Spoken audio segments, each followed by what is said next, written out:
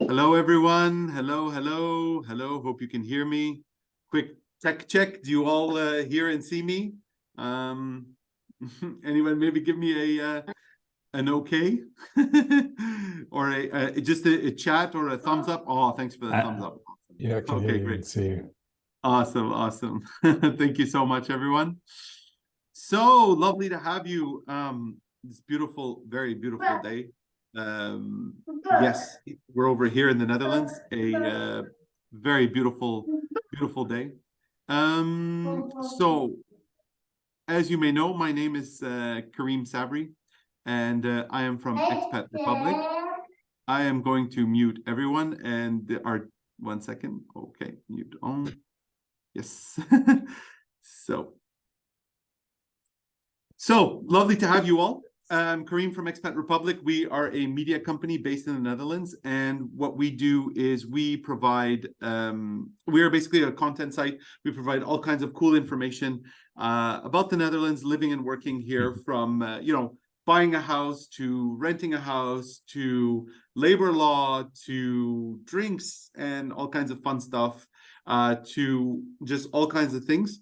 And so one of the things that we notice is a lot of internationals, they move to the Netherlands, they tend to really like it, and it's quite nice. And so what happens, they go ahead and they buy their first house or first apartment or something, and it's always an interesting journey.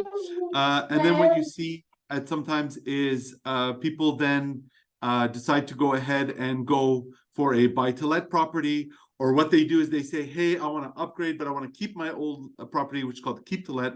And then they go for that just because they like it here. They see the investment opportunities. And so today we have two wonderful speakers from Mr. Mortgage, which is Sezer Yilmaz and Egle from Mr. Mortgage. And they are both amazing speakers with a lot of information and are helpful. And so I'm going to have Mr. Mortgage has been around for a long time, and they've helped, I think, hundreds, if not thousands, of expats with filing a mortgage and doing a mortgage. It really, really a truly kind and awesome company. They are based in Amsterdam. However, they do serve pretty much the entire country. So they know all about this whole buy-to-let stuff and all this investing in property and the do's and don'ts. So I will hand it over to our wonderful speakers.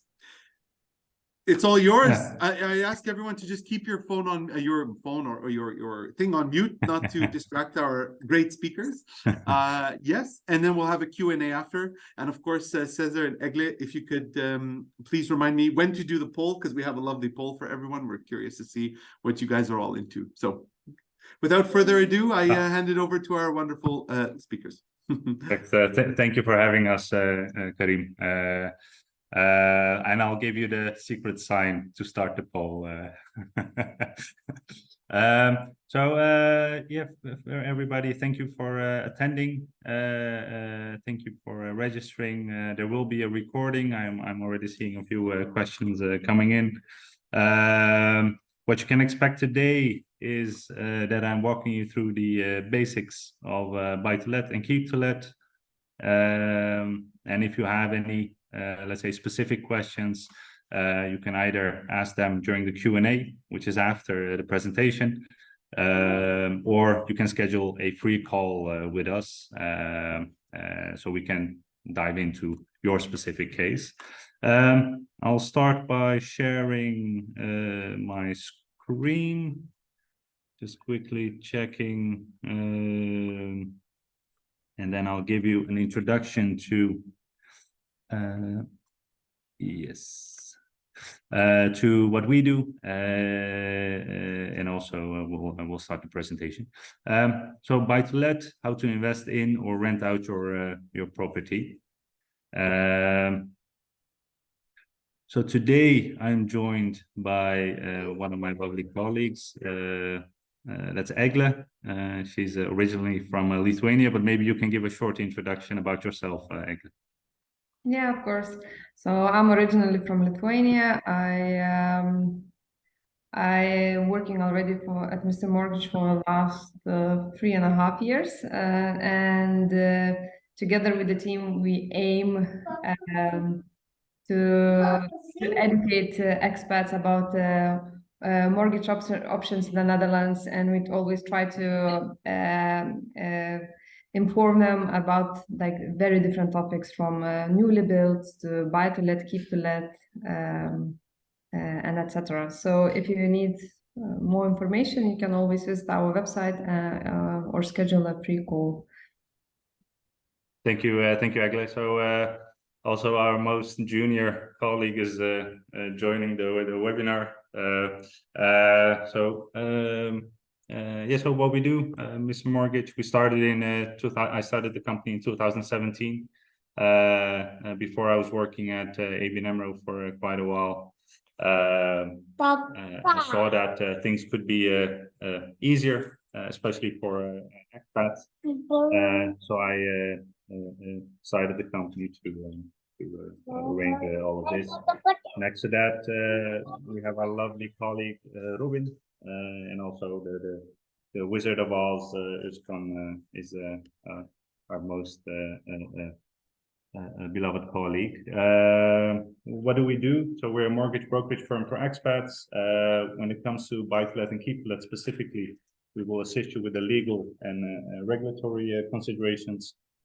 We work with quite a few lenders, so there's always a lot to choose from.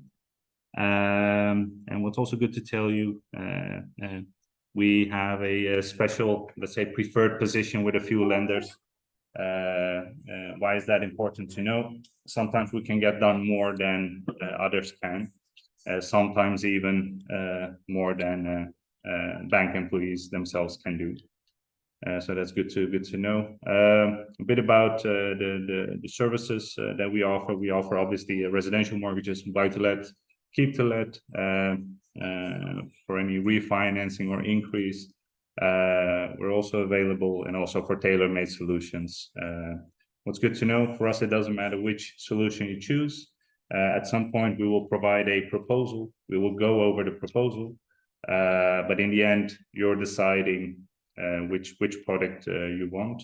Obviously, we will tell you about the pros and cons of choosing one over the other, but in the end, you're the one deciding which bank you pick or which product you pick, because in the end, for us, it doesn't matter as long as you're happy with the product chosen.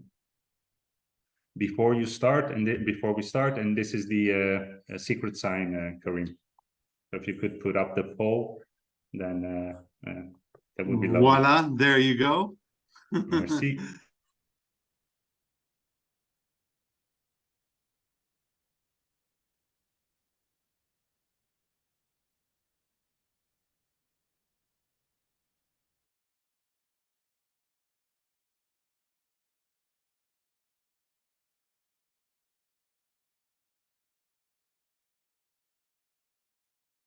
How are the responses coming in, Karim? Wow, I see it's quite filling up quickly. Let's see what's going on here. I will give it another 10 seconds. What do you think to fill in the poll? Sure. Yeah. I see oh, wow, very interesting. Can't wait to share these. Oh, they got us, Sezer. They said Utrecht wasn't listed as an option. Oh, yeah. We'll know for next time. Yeah. It's actually too bad because we're also a partner of the Expat Center in Utrecht. So that's really good feedback. We should have, yeah. And Almere, they got us twice, Sezer. Yeah, Almere is popular. Popular. Yes, very much so. It's a good alternative to Amsterdam as well. So that's nice. Yeah. All right, I'll go ahead and end that poll. And I'll share the results. Perfect. Share results. Well, look at this. Yeah, wow. Yeah, still Amsterdam leading. Yeah, somewhere else. Yeah, makes sense. Okay, this looks good. Thank you for filling out your responses. So what to expect today? An introduction to buy-to-let mortgages. So go over the basics. Obviously share a few reasons to invest. You already got 3 options.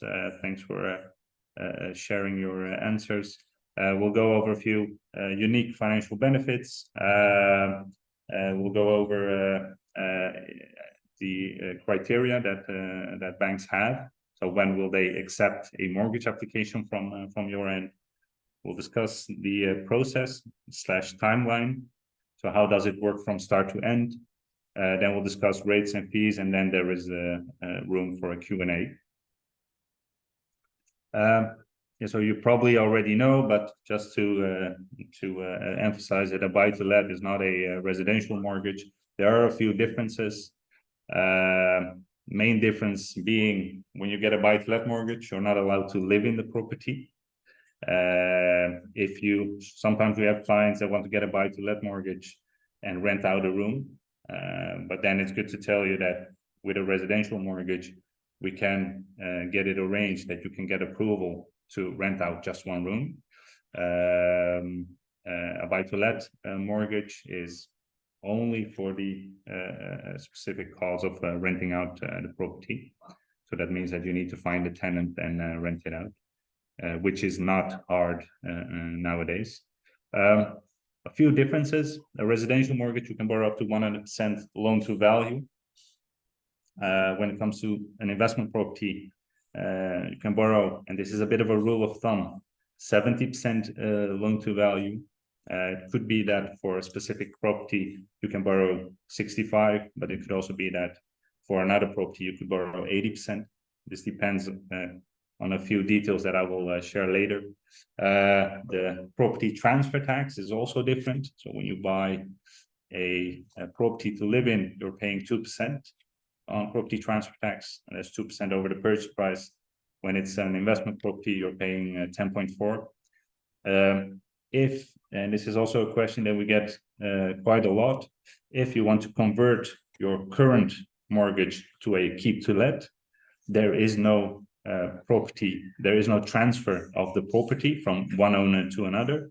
And that's why with a keep to let, in a keep to let situation, there is no property transfer tax. That's good to keep in mind.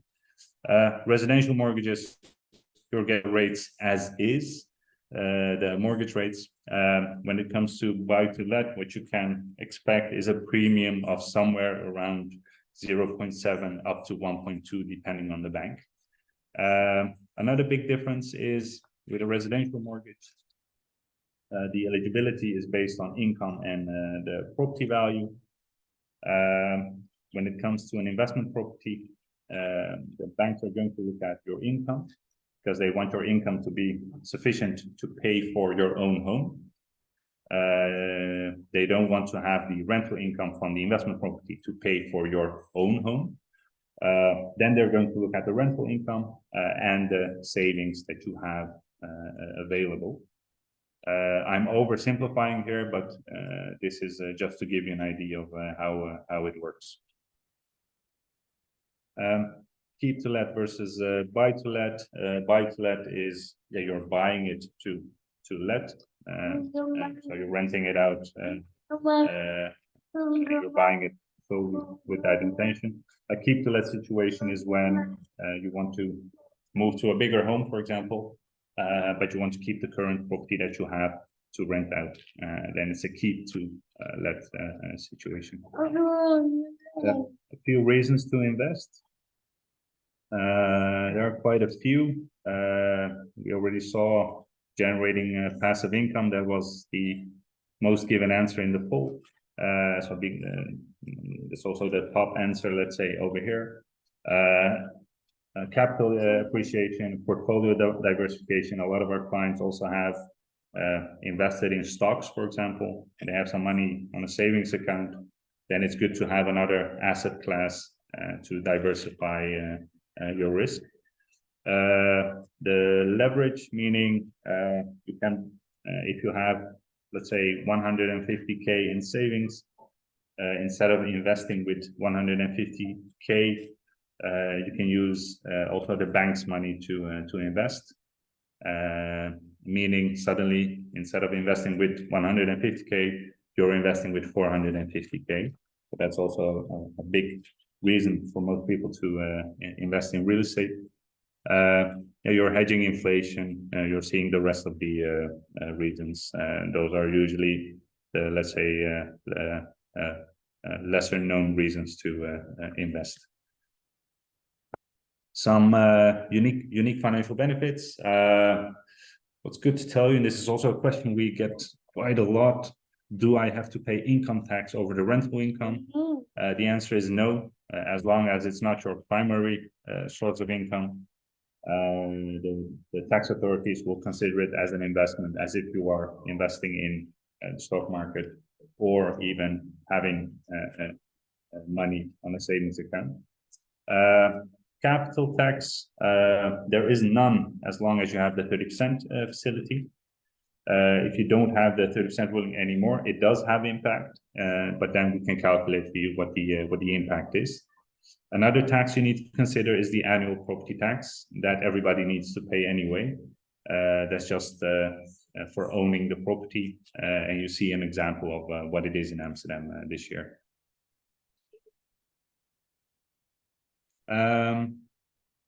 What's good to tell you, and I didn't mention this before, but when you buy a new built property versus buying an existing home, the biggest benefit you have is that the fees are lower.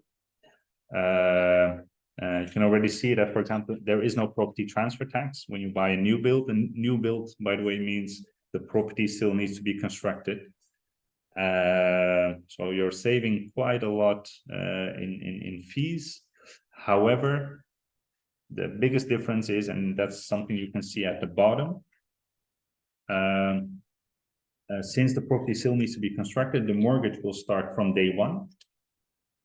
So you already start paying the mortgage. However, since there's no property yet, obviously you cannot rent out anything. So during the period that the property is being developed, you're not earning anything. So that's the downside of it, comparing it to buying an existing home. But at the bottom, you can see how much we will save in fees. So that's quite interesting to tell you. They're looking at the rates. We also get a lot of questions about the interest rates. What you see in the graph is that these are the interest rates that banks currently have in their portfolio, meaning people that bought a home, and this is the average interest rate. What you can see from and this is data from the Dutch Central Bank. In 2003, the average interest rate was slightly under 6%. Currently, yeah, the market is really healthy. Interest rates are low. Obviously, we had a spike last year, and interest rates went up. Buy to let is currently starting from around 4.9%, depending on how long you fix the interest rate. The expectation, if there is no new war, no new pandemic, no new situation, that interest rates will drop. So that also means that we're heading towards even healthier market. However, what you will see, and we're already noticing that when interest rates are dropping, it means that market prices are going up, meaning with a lower interest rate, you would need to pay more for the same property. Eligibility. So how does a bank approach this? As I already mentioned, they're going to look at your income. They're going to look at the cost of your own home. They're going to look at your savings. They do have a loan-to-value ratio. This can vary from bank to bank. With some banks, that's 70%. With others, that's 90%. It is based on the rental income or the expected rental income if you don't have a tenant yet. And also, this is good to know, the cost of the buy-to-let or keep-to-let mortgage cannot exceed the rental income. And ideally, banks also want you to have a margin between the cost of the buy-to-let mortgage. Let's say the cost of the buy-to-let mortgage is 2,000 euros. Then ideally the bank doesn't want the if the cost of the buy-to-let mortgage is 2,000 euros, then the rental income should be at least 2,500, for example. This can be a requirement from the banks. Why they want to have that is because you need to pay for management fees, maintenance, taxes, and they want you to be able to do that in a safe way. It will never be 20 to 25%, but banks don't like to take risks and they want to be on the safe side. So that's why they are keeping that margin. When it comes to the process, or let's say a timeline, so initially we will need to check your mortgage eligibility. If you're getting a green light from us and we share the numbers with you, we can determine a strategy. What does that mean? Are you going to invest in, let's say, the big cities, even though there could be a Purchase Protection Act? Are you going to invest in a larger apartment or maybe two smaller apartments? Or are you going to buy a terraced home or row house, as some call it? These are details that we need to discuss. Also, are you going to rent it out to a family with kids or single households? So these are things to consider and think about. After that's been done, we can connect you to a real estate agent to find the right property, also to an appraiser. As soon as you've found your property, you've signed all the paperwork, we get your mortgage approved. In the meanwhile, when we're already heading towards a mortgage approval, you can already try to find a tenant, and then you'll have a notary appointment to finalize the purchase. What we also do during this process, we will obviously calculate what the return is going to be of that specific property that you want to buy, so that you have an idea if it makes sense to invest in that property, yes or no, or in another property, but also compare it to your savings account versus your investment account. So you have a good spread over there as well. When it comes to pricing, so we will guide you from the start until the end meaning the mortgage is approved, and you're at the notary to receive your keys.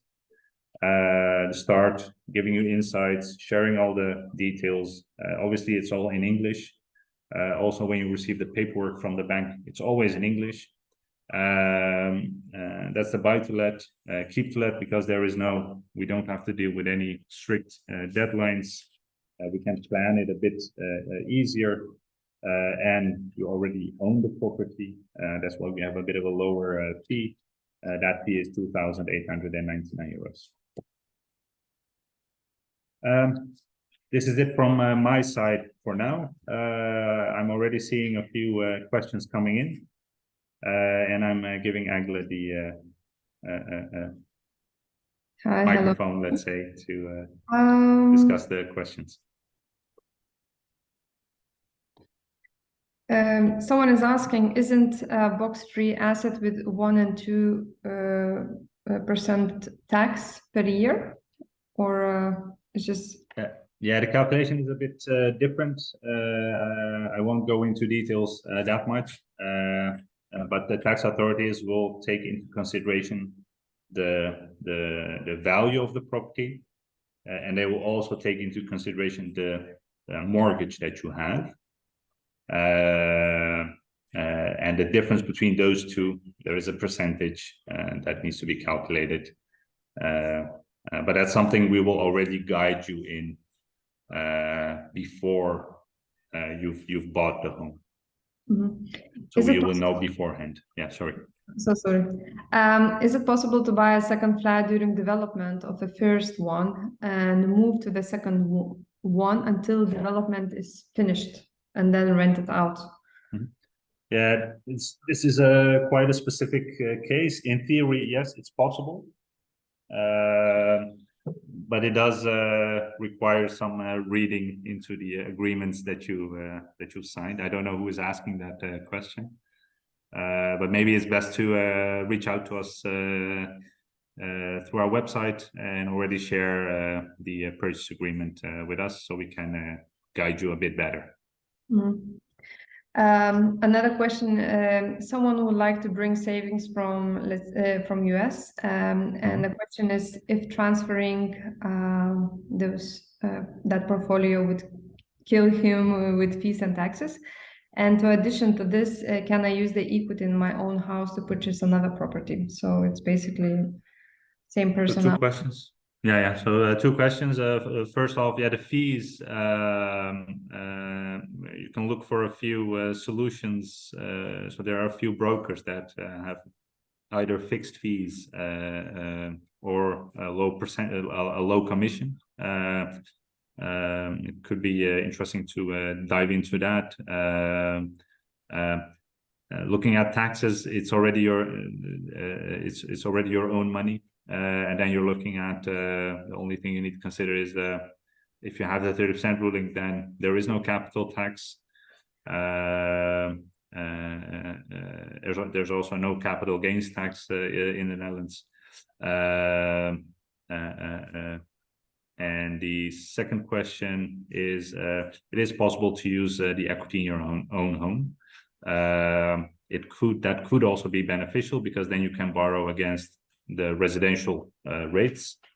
So that's something that we will definitely discuss when we are going through your case and going through your financial position, to see what the best solution is and what makes sense from a financial perspective.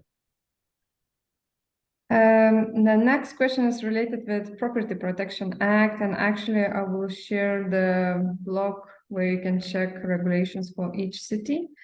And someone was asking that law doesn't allow to buy if the was value is below 405 in The Hague. How would you address that? So a little bit elaborate more about Property Protection Act. Yeah. Well, looking at the Purchase Protection Act, the reason that a lot of municipalities have put that in place is because they dislike, let's say, either empty properties, so people just buying a property to keep it. On the other hand, they want to see people move into their homes, and what research has shown is that people who own homes usually, and this is not a, let's say, 100% truth, but usually take care of their surroundings better as well, and there's more of a social cohesion in that sense. And also there's a huge shortage, so that's why they wanted to stop investors from buying too much. So how the Purchase Protection Act works is, if you buy a home under a certain threshold, and this threshold is different for every municipality.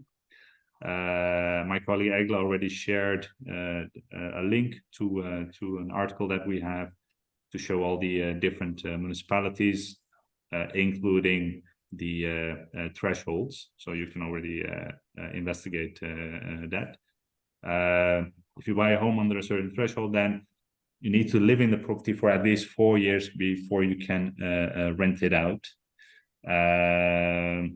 And again, the reason being that people who are starting their, let's say, housing career, to make it a bit easier for them to buy their first home. That's the reason. Thank you. I hope that answers that question.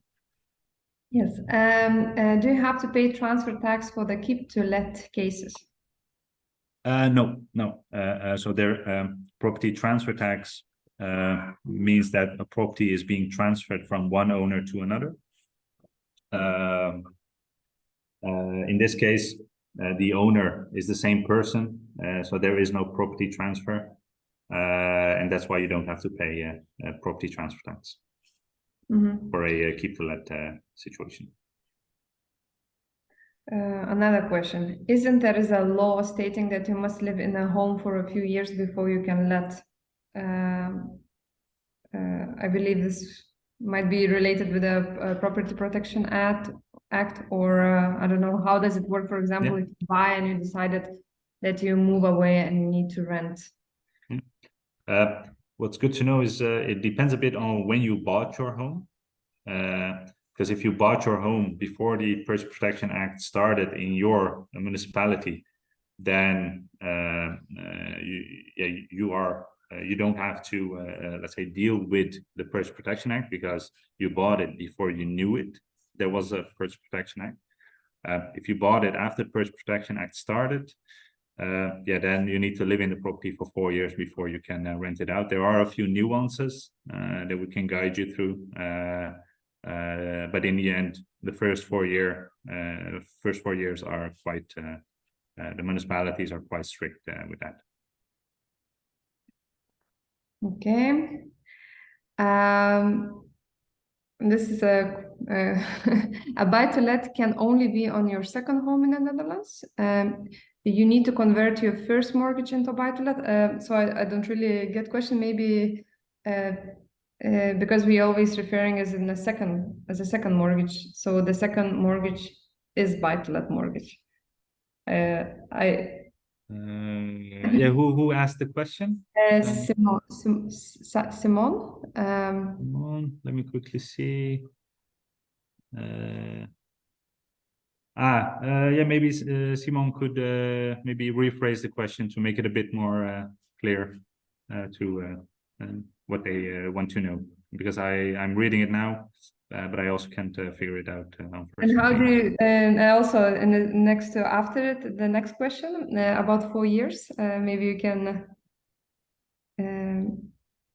So Rushab is asking, if you have your own home and then after living 4 years in that, can you move out of the Netherlands and convert your normal or regular mortgage to a buy-to-let or keep-to-let and get rent it out? Yes, you can. So after living in your property for 4 years, you can convert it and rent it out. The municipality is fine with it, and also banks will be fine with it as long as you're as long as you qualify for it. Can buy-to-let property affect toeslag we receive? Toeslag. That's a specific question, and also that's a specific tax question. If Marton could contact us, then we can get him in touch with someone who can answer that question. Because it also depends on the entire, let's say, financial situation, not only a buy-to-let property, not only buying a buy-to-let property. Could you give us some context of huurcommissie?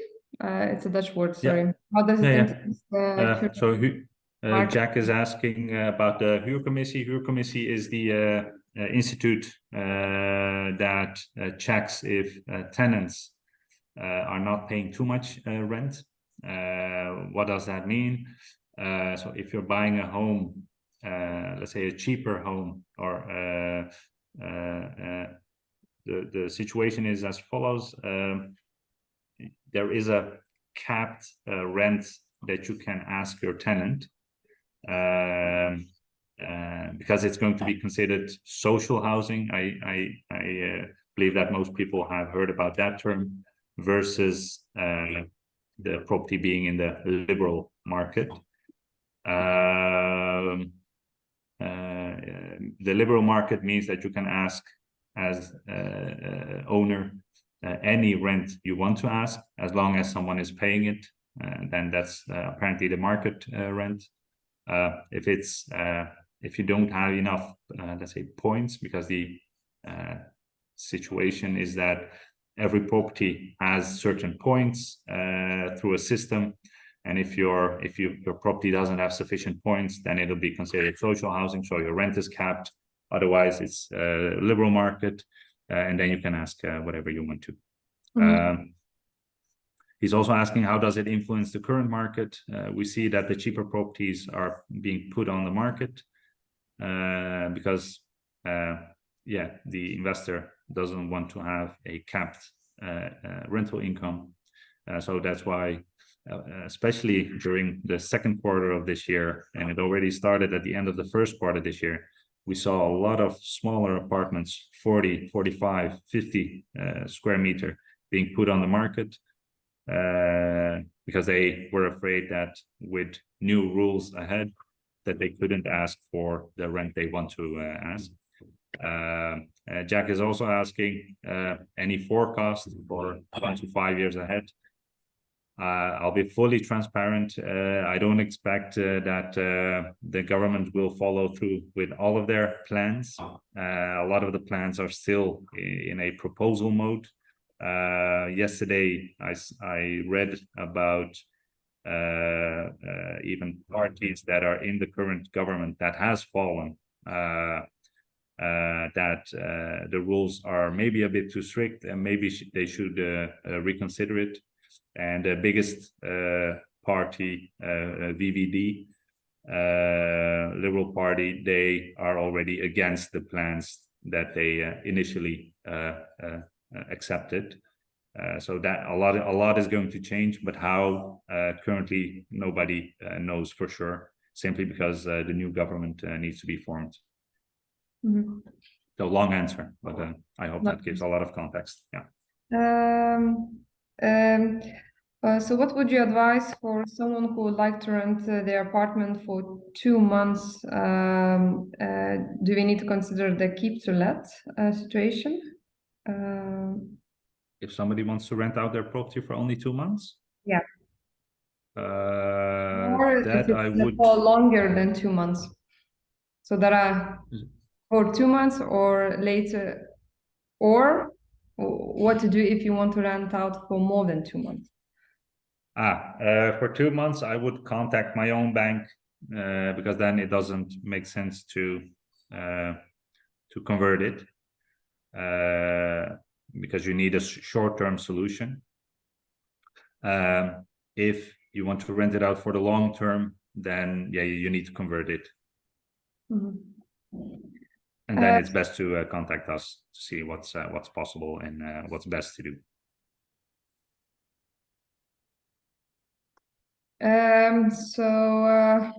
Basic question: house bought with a residential mortgage. Can I rent a room to a tenant ASAP?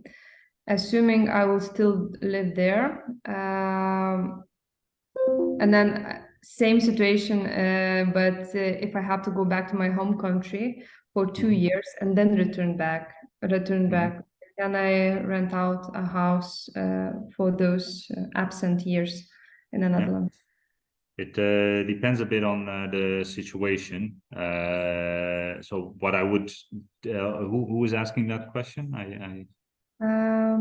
Petros. Petros, it depends a bit on your situation, but it's best to contact us to see what's best to do because there are a few different routes. Since you're considering a 2-year period, yeah, we would need to talk about it, what your exact plans are and how you want to, when you want to get back exactly. Yeah, contact us. Mm-hmm. Can you determine the rental income of a house prior to the sale via the point system? Yeah, you can. So one of the things I mentioned in the process is it's best to connect you with a real estate agent. It's not only it's not only to negotiate, but it's also for them to already. So when you go to a viewing together, they can already look into what the points are going to be and if it's going to be a good investment. So you can already determine if it's worth it or not. Mm-hmm. Thank you. What is the tax on mortgage-free property that is rented when I, the owner, move out from the Netherlands? Sorry, could you You asked that So question. what is there any taxes on a mortgage-free property if the owner moves out from the Netherlands? Yeah, so then you're looking at the annual property tax and a bit of a capital tax because the property is in the Netherlands. You need to pay capital tax over here. Okay. But that's it. Mhm. So it's quite attractive. AM asking, so they purchased a newly built, but unfortunately they need to move out of a country. Is it possible to convert that property to buy to let or keep to let if they move out from the Netherlands? It is possible. It'll be a bit of a strange situation because the property, but I'm assuming, is not finished. Yeah, okay, it's completed later this year. Okay, so it's a bit of a strange situation, but we can assist. We've done it before, so feel absolutely free to contact us to discuss your case. Yeah. What properties qualify to liberal market bucket? How many points as of 2023? Yeah, so currently the plan is so the liberal market would be 186 points, but also what I mentioned earlier, even the government, so the entire real estate business or sector is not happy with those rules because they see that investments in building properties are decreasing. And this is bad because then the shortage goes up. There is already a huge shortage. And why the shortage is going up is because it's less attractive for investors to build new properties.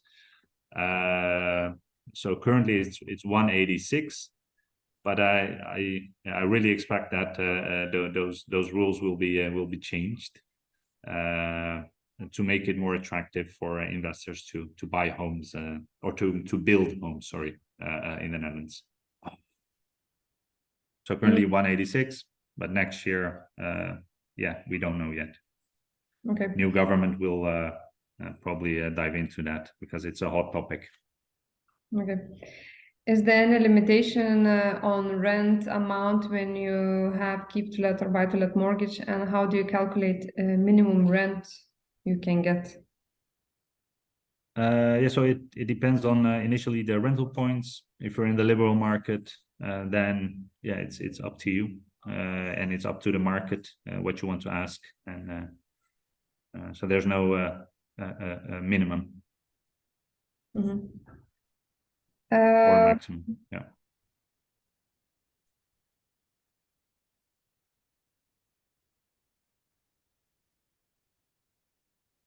So some of you have very personal questions. Those the best would be to be addressed during our free introduction call, because I see there are some numbers taken in account, and then so I'm gonna skip those ones.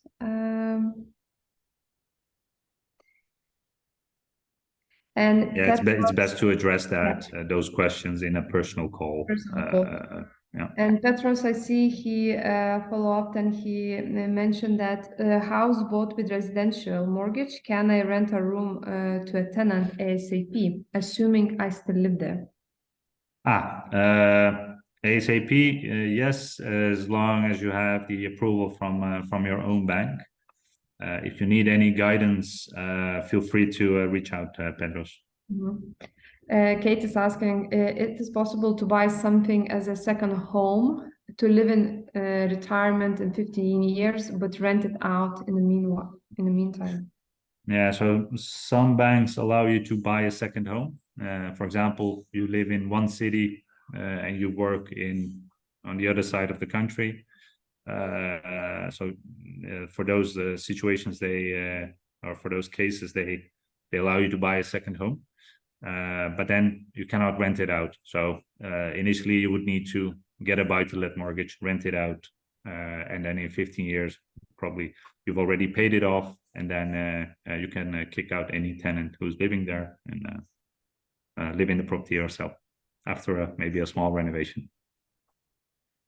Do we already know when the point system will be voted?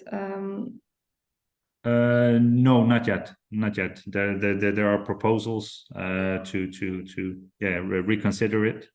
But yeah, no, we don't know. And we're also in this strange situation where new government will be formed in a bit over or almost 3 months. So yeah, it's just it's impossible to predict at this point, because we don't know which parties will be the biggest. Once we know that, we could make some assumptions. But at this point, looking at the polls, it seems as if the bigger parties will be butchered with the new elections coming up. But in the end, yeah, it's these are polls. Nobody knows what's going to happen. Mm. So I'm gonna rephrase a little bit this question because someone is asking that they own apartment, and after 4 years they would like to convert it to buy-to-let mortgage. Mm-hmm. What are the benefits? But maybe you can point out like what are the benefits of buy-to-let, but what is also why you should so sell? The biggest benefit is obviously the income that it generates, and also if you use that to pay down the mortgage, then you're in a sense saving money while somebody else is paying for it. So that those are initially the biggest benefits. Looking at long term, you could use that as retirement income, or you can use that capital to invest in something else. So there are different reasons to invest in a property or convert the mortgage to a buy-to-let. So I'm also telling that I'm skipping some of the same questions, and for personal questions, please feel free to schedule a call with us. And I will ask one more question. How important is the energy label even evaluating a property to buy?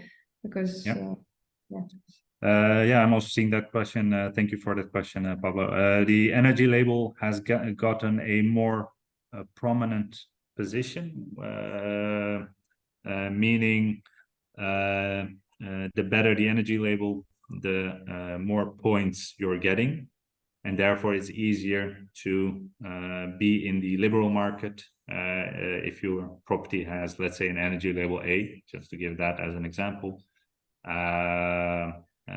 Because how banks are approaching it, and also what we see in the market as well. If you currently have a property with an energy label A or B, your home is selling for more than let's say an energy label G or F. The difference can go up to 13-14%. So that's quite a lot. Also from next year on, banks will allow you up to 50K, up to a 50K additional eligibility just for having a good energy label. So we see the market shifting towards that direction, because during the crisis that we had last year, the energy crisis, having a good energy label meant a lot, and it has a lot of value because you can control your energy a bit better, the usage of your energy. And I think one of the last questions, because I already replied to Jack with our blog post about tasks, and then the last one: can I use equity on from the first homes as savings to buy a second home? Thank you, Al. If that is you can do that. Just to give the short answer to that question, you can do that, and if it's the best solution, then we will obviously propose that. When you work with us, we will go through all the different options together. and we will decide together what is the best way to move forward. Yep. And I think this is it. Oh, or one more last. Is the government make rent taxable when does buy-to-let beneficial? How investment now basically taxed? Currently, then so the Rushab is asking if the rental income becomes taxed, then is it still beneficial? But then the government would also need to make, for example, the return on your stock portfolio. They should also tax that. They should also tax any interest that you're receiving on your savings account. So this will not happen.